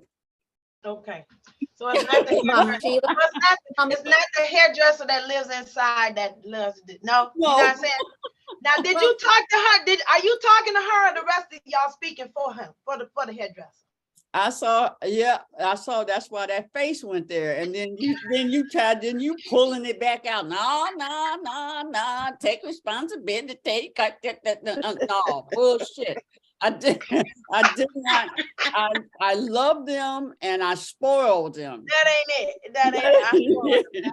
Mama Sheila, I'm glad that you said that, because I just want to say that my mom, for when I first started high school, my mom was the only person I trusted to do my hair, because we went to several hairdressers, was wearing a pressure curl, and they would burn my hair, putting too much heat on my hair. Right. My mom was the one that put egg in my hair as a conditioner. My mom was old school. My mom would sit there and put henna. She had a friend at Iraq, and would get fresh henna and would put it in our hair as a deep conditioner. Would sit there and deep condition my hair all day long, and just having her press my hair out, I know it was a labor of love, because I had the same texture as her. So when she did our hair on a Sunday, for Monday, she had to do her hair, which was thick, and she had to do my hair, which was thick. But I understand, you know, when I started working at the shop, I know she was happy because she didn't have to do my hair. And I finally trusted other people to actually, you know, yes, to do me right. So I just want to say thank you for the labor of love. That's all. You guys just reminded me of my mom. Yeah. I remember that. Go ahead. I had found out that, because, you know, when children act up, you say, well, you know, it's the parents' fault. But I find out that's not necessarily so. Because this was a client, she wasn't my client, but she was, you know, somebody's client. She had locks. And beautiful young woman, very mannerable. And she had a younger brother, mother and father. And they disciplined both of them. But they could not understand what it was about the boy. They just couldn't understand. So when you know, he'd continue to do stuff, and he finally went to jail. And that's when they saw him. He was happy as a lark when he went to jail, because that's what he wanted. He wanted to be a thug, and they wouldn't let him. So when he went to jail, that was it for him. He was happy. That's messed up. It's not always the parents. It's what the child wants. I want to be a thug. Okay, so speaking of that, I think somebody had something to say. Evelyn or something, Mama? Oh no, I was just gonna I had interrupted Lakeisha, but I also wanted to ask how her screen just messed up like it just did. I wanted she needs to show us how she fixed that. Because it happens with Danny, you know, where the screen at the top. Did you do anything? She just fixed it, I think. And did you do anything, Lakeisha? Probably. I have a what they call a curved monitor, And so I was doing, moving my screen around. So I didn't know it was messing up. You didn't know that at the top that it was, oh, okay, yeah. Oh, okay. I was moving things around. I have a lot of screens open.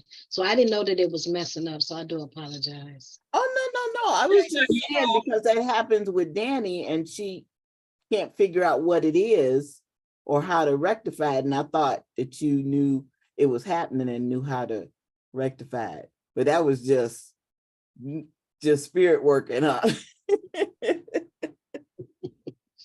Wow. And I had interrupted you before, and I wanted to know, do you still have that thought, whatever it is you were going to say? Nope, I forgot what it was. But I don't know if y'all remember about, I think it was like 3 weeks ago. And I was telling you all that we were going to have, I would like to, we started our first show like this. Y'all kind of motivated me to try to do this instead of how our mentors wanted to do it a different way.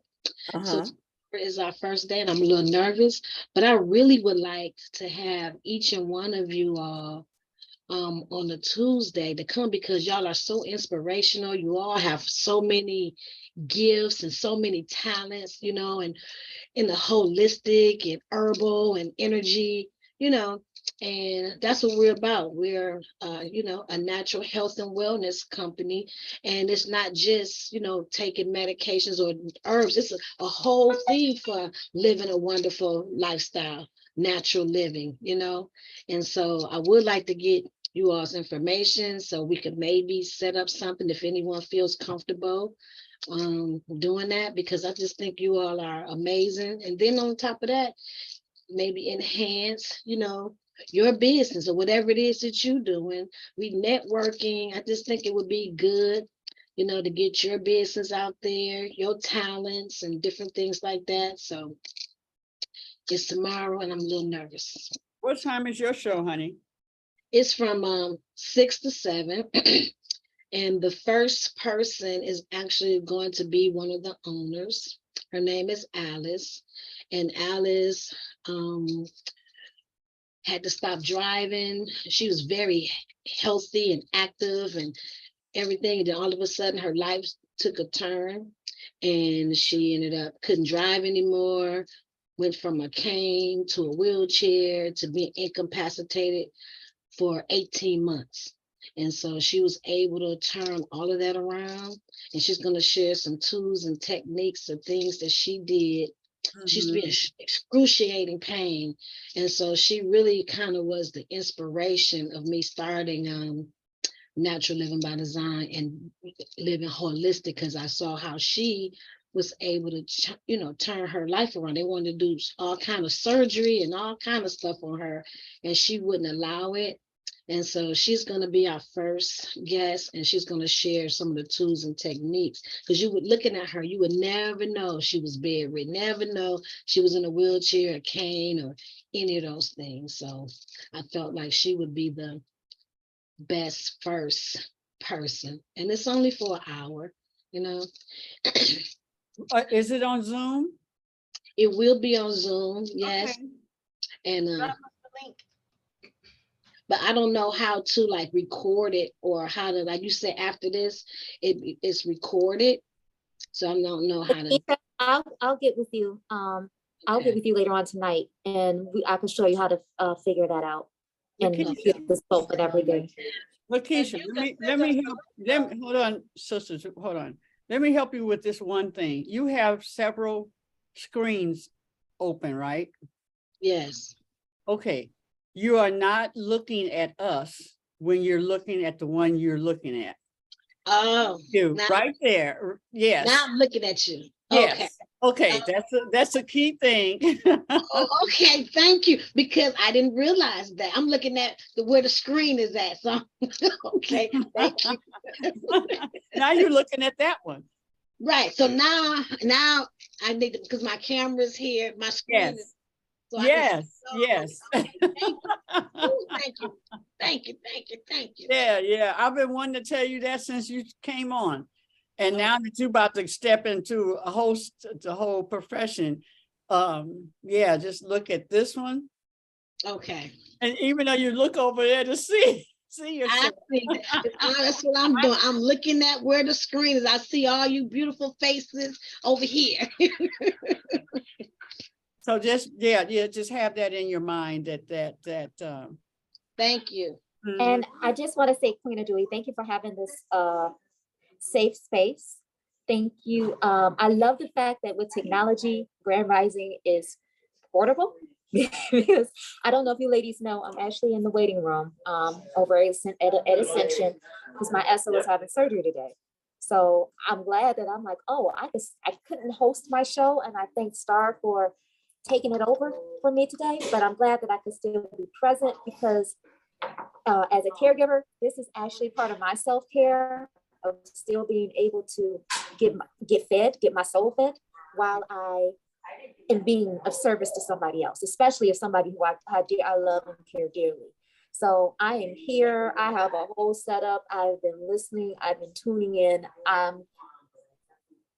It's like, okay, it's making everything just that bit better instead of getting to the worry, the fear, the doubt. We ain't doing none of that. I'm just here and I'm present with my sisters. I just wanted to say thank you. That's all. That's all. And I love Keisha. I love those lashes, by the way, honey. girl, yeah, you are flapping. Thank you. Thank you. Thank you. And Mama Evelyn, I got one of these things for you. Like when you say, not you, but when people say that word, that it drives somebody else nuts. Mhm. My daughter, she has good hair. Ooh. Oh. Oh. Okay. Okay. And you know, something straight,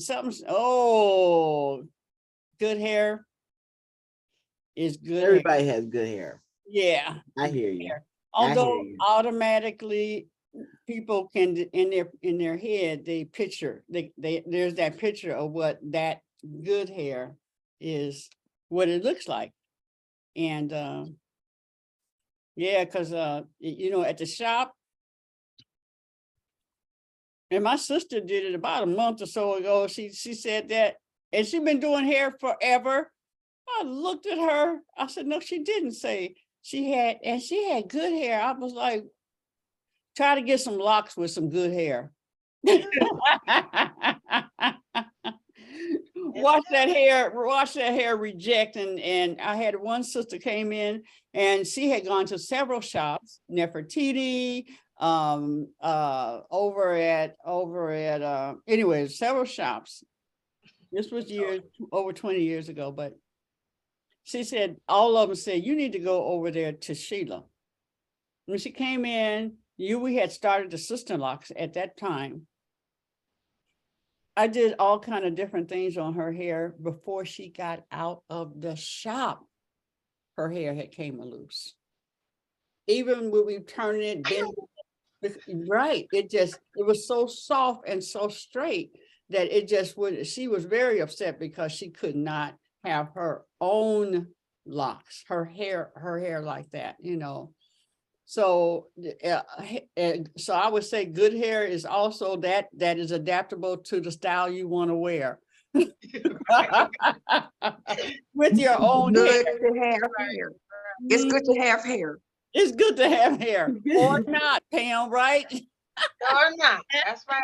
Because Pam started doing the little fuzz. She see little fuzz like that. That's on her head. That's almost too much now. She's ready. Right. To do it. Okay. It's time to cut it. It's gone. It's gone. So But it took my hair a year and 6 months to lock. Yeah. It took mine a lot, but the second and third time, it was like, okay, we know what she want to do. Exactly. But the first time, it took a minute. You got to be patient. You know, you don't tell your hair what to do. It's gonna let you know what it's gonna do. It's gonna. You can guide it, but it's gonna do what it wants to do. Hair don't need you. It just needs you to eat and take and put some oil, but it don't need, don't need you to tell it what to do.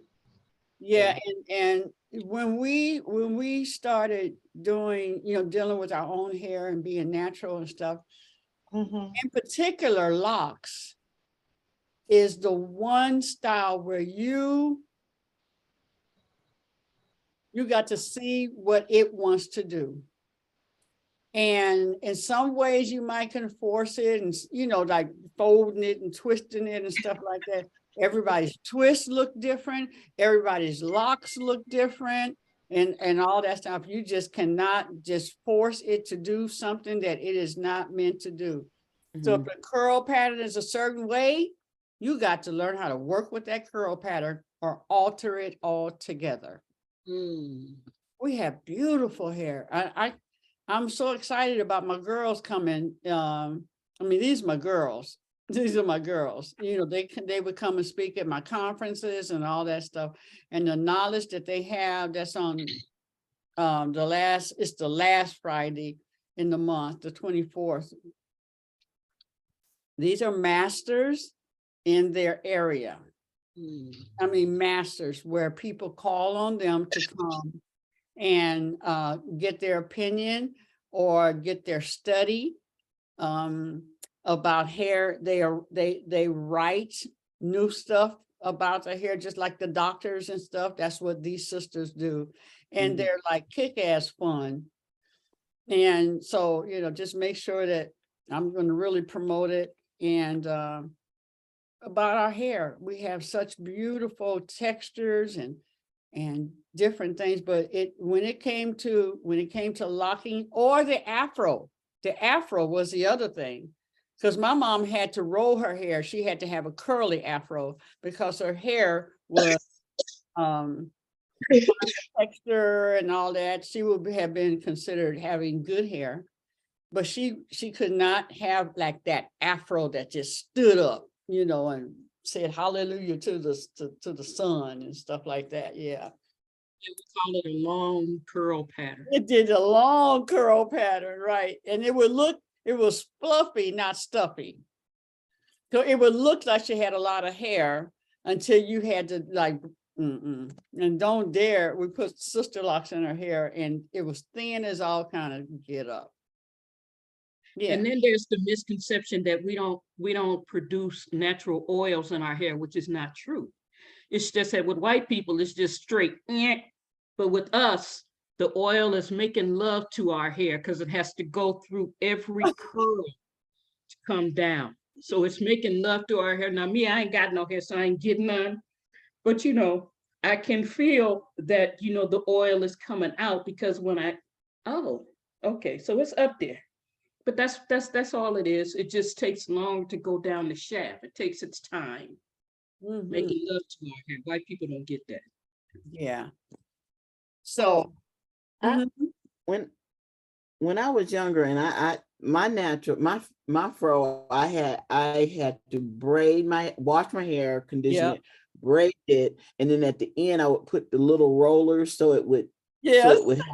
And so and then I'd pick and I had a banging fro. Yeah. And what I attempted to teach Sheena throughout her life is that we cannot fight the weather. Okay. My hair is straight now, but once it gets hot and humid, it's gonna go back to the way it was, and I'm gonna be in braids, and I'm not gonna fight it. And I said that you can't put heat on your hair all the time to try to keep it straight because you cannot fight the weather. You can't. Yeah. I don't try. And I don't try. Lakeisha, she went off. Oh, she had to go. No, it just said bye. Oh, she did. Waving. She was waving. Okay. Yeah. Right. Yeah, because her screen started doing that again. And what I was seeing was pictures of all pictures of us, but it was in black and white and stuff. Yeah. Flashes across the top. So I really need to start. Maybe I need to start reporting that to Yeah, Lakeisha, we need her to send us the link so we can get on her show later on. I like that it's an hour before our show, so we can still do our time at 7. Oh, She no, said no. Tuesday. She's talking about Is the it Tuesday evening. or Monday? In the evening. I know, but It's I'm in the saying, evening. I know, but ours is at Tuesday at 7. So hers comes on 6 to 7. And Oh, we're on with Danyelle and you from 7 to da. Remember? Did she say tonight or tomorrow? Tomorrow on Oh, it's on Tuesday nights. Oh, okay, I I get know it. how to get in touch with her because she forgot to give us the link. Right, that's what I was asking. So then I'm sure Danielle will look it Danielle's up. got it, yeah. Thank you, Danielle. Yeah, Ask her, I got the Danielle, link. if she wants to be in the WhatsApp. Yeah, just put it in the WhatsApp. And we can get it. Yeah. Oh, when she gives you the, well, you got to get with her tonight anyway, right? Yeah, I'll help her out tonight. Okay, good. Mhm. And ask her if she wants to be in the WhatsApp group. Of course. She had she had said yes before, and I didn't get her information. So, but yeah, ask her that. Okay. So I just Oh, got we're to about to play some cards. Are we about to play some cards? Ebony, we want to hear what you picked today. Hey ladies, I just wanted to do something real quick, or just ask, because my SO just texted me, let me know that they're taking them back. They're taking them to go do the surgery and everything. So I just keep them uplifted in prayer that everything goes well and speedy recovery and everything like that. So, his name is Greg Bell, and you know, everything gonna be all right. That's all. His name is what? Greg Bell. Okay. You So, can yeah, he just said that they're okay. Pull this card for the energy for today. Let's Okay, see what we Ebony. got. Yes, let's see what we got. Yourself, Let's see baby. what we got. Unmute yourself, Ebony.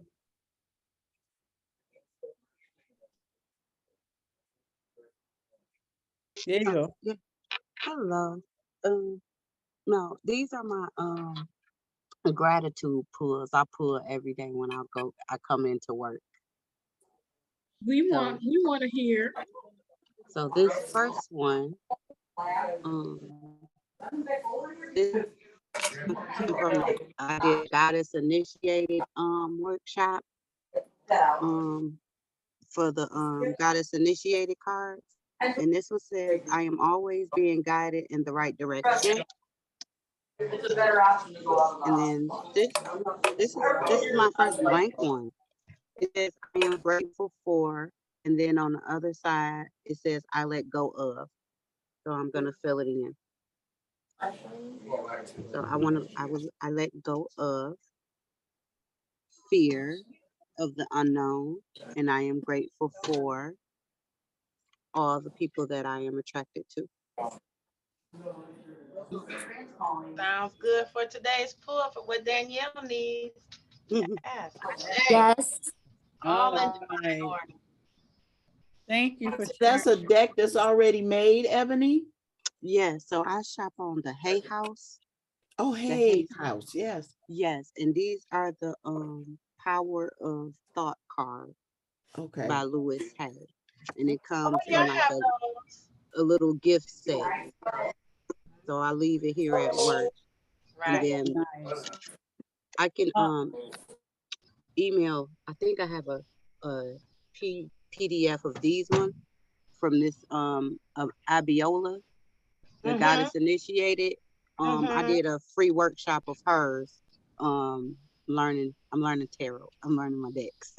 So she gave Abiola's us the one who did the African goddess card.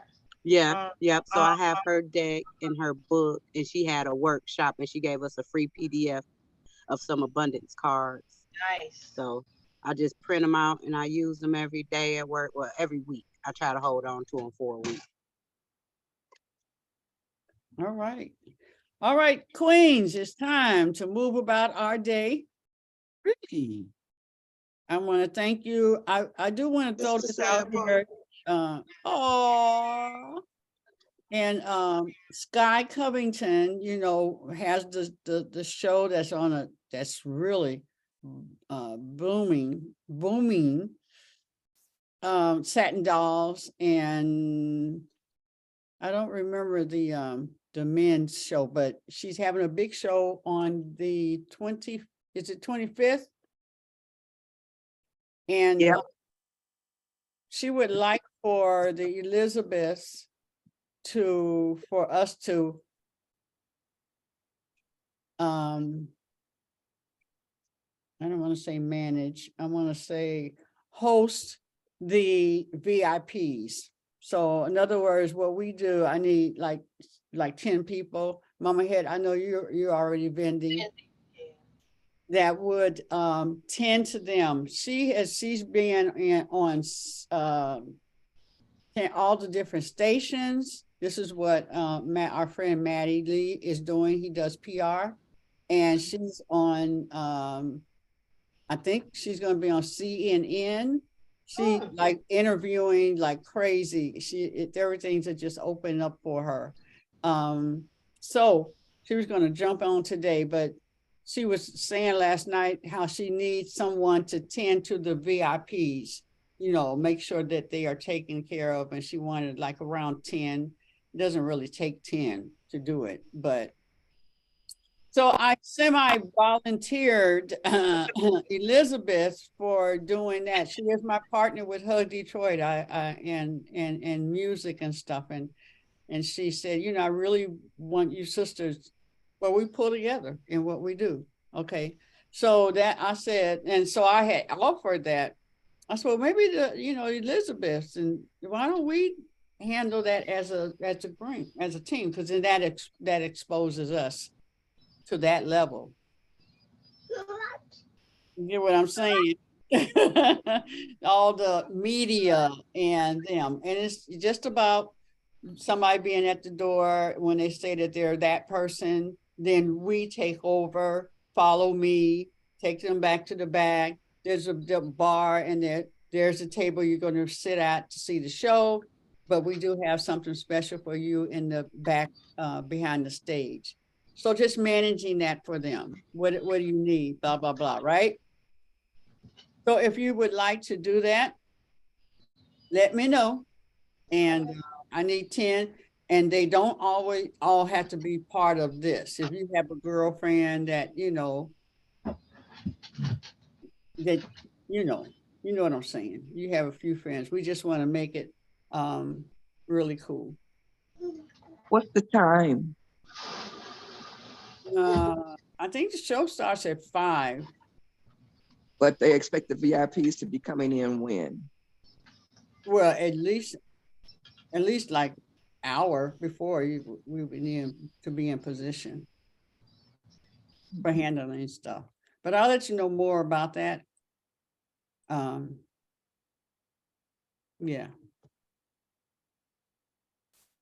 Okay. Thank you. Danyelle, I hope I did your day justice. It's 10:10, and it's time to go. So give yourself a hug.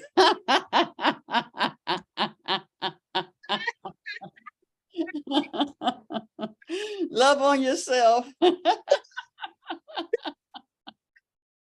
Thank you, ladies, for every one of you who came and supported me in this week of birthday. I've had a blast of a time. I mean, really a blast. I wasn't disappointed in not one thing. So I thank you, thank you, thank you, thank you, thank you, thank you. And I played the tambourine and shook my behind and just shake a ray like a crazy nut. And all my musician and singing, not all, but many of them. Fame's father came down and played. He plays bass and he played set in and stuff. And we just had a wonderful time. So It was a family affair. Family affair. Yeah, it was great. And sprinkle all goodness and love and music and dance and joy and be a little girl. Go back, go back, go back, go back. Yes. All right, peace. Peace and love. All the healing and love power to your sweetie, honey. Shay.